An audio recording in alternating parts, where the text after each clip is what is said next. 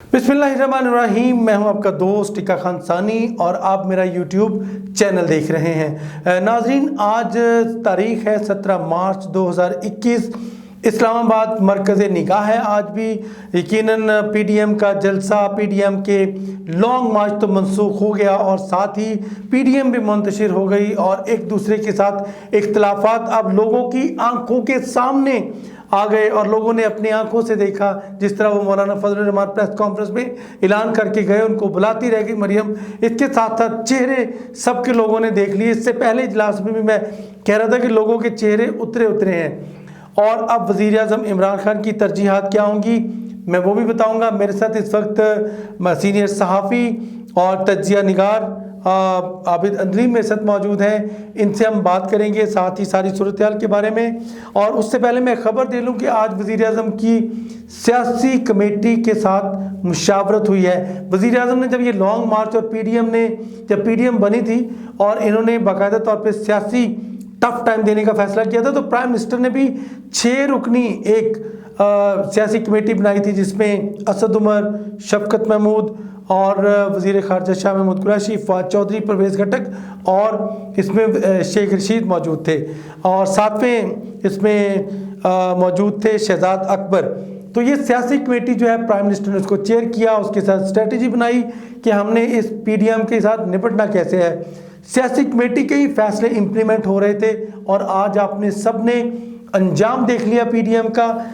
आबिद अंदलीब से ही हम बात करेंगे मौजूदा सियासी सूरत हाल के बारे में। प्राइम मिनिस्टर ने जलसे मनसूख कर दिए हैं और वज़ीर आज़म ने अपनी तरजीह रख ली है अब सिर्फ और सिर्फ अवाम को रिलीफ फ्राहम करना, महंगाई का तोड़ और साथ ही कोरोना से बचाना। ये 4 तरजीहात प्राइम मिनिस्टर ने तय कर ली हैं। बड़ा दिलचस्प इस्लामाबाद में सूरत हाल है। मैं आबिद अंदलीब से बात करता हूँ। आबिद अंदलीब, लॉन्ग मार्च तो नहीं हुआ, आपको क्या वाकई यही नज़र आती है वजह कि सिर्फ रिज़ाइन ना करना और जरदारी का डट जाना, यही वजह ही लॉन्ग मार्च की, या पीछे कुछ और भी वजूहत है? बहुत शुक्रिया टिक्का सानी। अगर आप इसको थोड़ा सा बगौर देखेंगे तो इनको सबको पता था कि हम ख़राब हो जाएंगे, हम नंगे हो जाएंगे। इनको इस बात का इदराक था कि लोग इनके साथ नहीं निकलेंगे। इनको इस बात का भी इदराक था कि इनके लॉन्ग मार्च से या इनकी धरनों से खान कमज़ोर नहीं होगा। ये सब आपस में बैठ के ये डिस्कस करते थे, इनको भी पता था। लेकिन अब ये फंस गए हुए थे कि इन्होंने कुछ ना कुछ तो करना था। इन्होंने कुछ ना कोई इसका एक मैनिफेस्टेशन करनी थी, बाहर निकलना था। लेकिन भला ये हुआ। वैसे ये बहुत सियाने और मुझे कहीं ये भी लगता है कि कभी कभी शायद उन्होंने कंसेंसस से मामला सारा पीपल्स पार्टी पे डाल के ये पीछे हट गए। बात आप वाली है कि अगर ये लॉन्ग मार्च कर लेते ये और खराब होते। अभी तो ये है ना कि लॉन्ग मार्च नहीं हुआ तो गवर्नमेंट बच गई। एक प्रेशर तो है ना कि लॉन्ग मार्च नहीं हुआ। अगर लॉन्ग मार्च हो जाता क्या होता? कितने हजार लोग निकल आते, कितने क्राउड पुल करती मरियम, कितना क्राउड पुल करते बिलावल, और वो बेद करते मौलाना के आगे और मौलाना को क़यादत सौंपी हुई थी उन्होंने जो, और उसके बाद वो इस्तीफे देते थे असेंबली से। एक लम्हे के लिए शायद बहरान पैदा हो जाता, लेकिन गवर्नमेंट फिर भी नहीं जानी थी, ये मैं आपको बताऊं। तो पीपल्स पार्टी ने इस चीज को देखा कि ये नून लीग एक अलग कश्ती की मुसाफिर है, मौलाना खुद एक अलग कश्ती के मुसाफिर है। हमारे पास एक सिंध की हुकूमत है, हमारे मामलात अभी ठीक हो रहे, हमारे केसेस शिफ्ट हो रहे, हमें क्या जरूरत है इनके पीछे आने की? और बुनियादी जो मसला था, जो शुरू दिन से था, वो अदम एतमाद का था। ये तीनों एक दूसरे पे एतमाद करने के लिए तैयार नहीं है। इन तीनों की मिसाल ऐसी थी जैसे दो लड़का लड़की का ताल्लुक होता है ना, दोनों को पता होता है एक दूसरे को फ्लर्ट कर रहे हो। वो इनको पता था कि एक दूसरे को फ्लर्ट कर रहे हैं, इनको पता था एक दूसरे के साथ धोखा दे रहे। इस पे जो तकलीफ दे चैप्टर ना सर वही है हमारे बड़े बड़े तज्जियाकार और नामवर सहाफ़ी जो है, जिनको भी पता था कि ये इत्तेहाद गैर फितरी है, इसके अंदर से कुछ निकलेगा नहीं, ये इत्तेहाद कभी भी किसी एक नतीजे पे नहीं पहुंच पाएगा। पीपल्स पार्टी ने बहुत कुछ गेन किया, लेकिन उन तमाम तज्जियाकारों ने अपनी पूरी एनर्जी लगाई, अपने गुर्दों फेफड़ों का जोर लगा के उनको बोला कि ये इत्तेहाद इमरान खान की हुकूमत को गिराने के लिए बड़ा ही कोई कारगर साबित होगा। मेरा ख्याल है कि इमरान खान की कहीं ना कहीं इमरान खान की विल पावर जो है वो भी उस काम कर गई।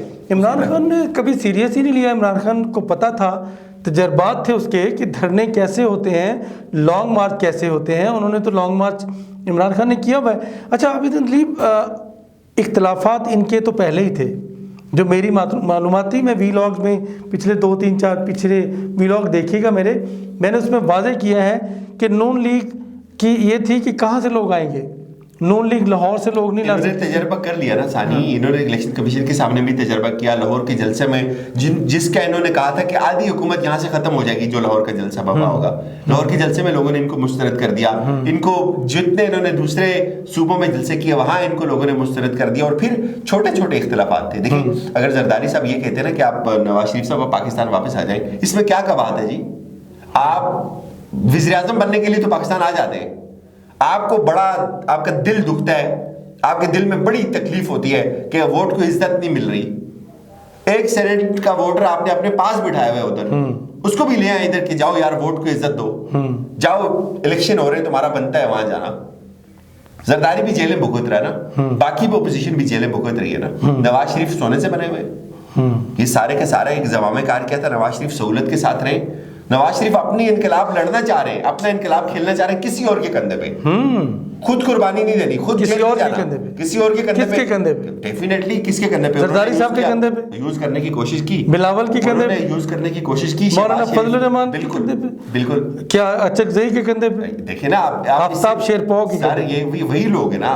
और आप एक बात और सुने, देखिए हम सारी कौम को साफियों ने बताया कि अगर ये लॉन्ग मार्च, वो मौलाना का लॉन्ग मार्च पता नहीं डी चौक में चला जाएगा तो क्या हो जाएगा, वो भी चला गया। इन्होंने कहा हम इस्तीफे देंगे, वो भी ना हुआ। इन्होंने कहा हम इलेक्शन का बायकॉट करेंगे, वो भी ना हुआ।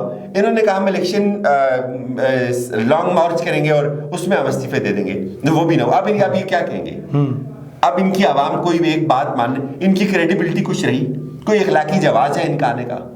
मतलब देखिए ना, इमरान खान ने तो कुछ भी नहीं किया ना। या तो ये था कि इमरान खान ने इनको केसेस लगा के बंद कर दिया, या इनके रास्ते रोक दिए कि यार तुम नहीं आ सकते हो, या कोई इमरजेंसी नाफिज कर दिया, फौज आ गई। इमरान खान ने कुछ नहीं किया ना, अपनी मौत आप मर गए। मेरा ख्याल है ये पत्ते गलत खेल गए हैं। इमरान खान को जो पहली नशिस्त से हराया है, यानी कि अब्दुल हफीज शेख को हराया, उसके बाद सारा कुछ रोल हो गया इनका।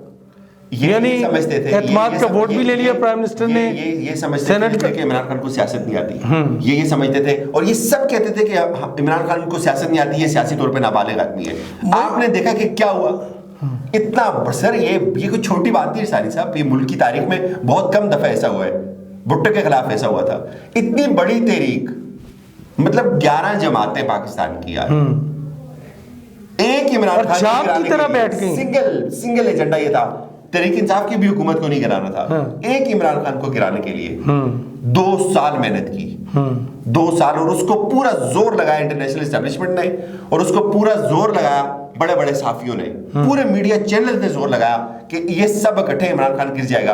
आप देखें अल्लाह के क्या फैसले होते हैं और क्या हुआ। आखिरी बात बताइएगा, अब भी सुना, अभी भी एक मुतालबा लेके आगे आने लगे हैं कि ईद के बाद इन हाउस तब्दीली की बातें। क्या हो गया यार, इतना कुछ 2 साल नहीं हुआ, ईद के बाद क्या होगा? एक और देखिए, एग्जिस्ट तो करना है ना, एग्जिस्ट रहना तो है ना खबरों में, बिल्कुल अपनी बेलों में तो नहीं घुसना ना कुछ तो करना है। तो एक नया, लेकिन कोई सीरियस नहीं लेगा कुछ। मेरा ख्याल है कि अगर पीडीएम जो है वो महंगाई की बात करती और महंगाई के लिए हुकूमत के ऊपर किसी और तरीके से प्रेशर डालती और मिल के लोगों को रिलीफ फ्राहम करते, तो शायद लोगों के दिलों में भी इनकी हुक्मरानी होती। लेकिन पीडीएम ने अपना एजेंडा लिया, सियासी एजेंडा था, और सिर्फ अपने आप को बचाने के लिए, जिसका अंजाम आपने देख लिया। पीडीएम नो मोर, मेरी नज़र में तो यह है कि पीडीएम नो मोर। और वैसे भी मुझे शेख रशीद से एक रोज़ पहले मेरी मुलाकात हुई, वज़ीर दाखिला से, और वो कह रहे थे कि ये लोग भूले हैं, ये समझते हैं इमरान खान को सियासत नहीं आती।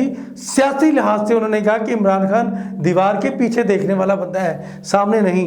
टिक्का खान सानी को इजाज़त दीजिएगा, आपने तकलीफ ने तो खूब बातें की और अच्छी अच्छी बातें आपसे की।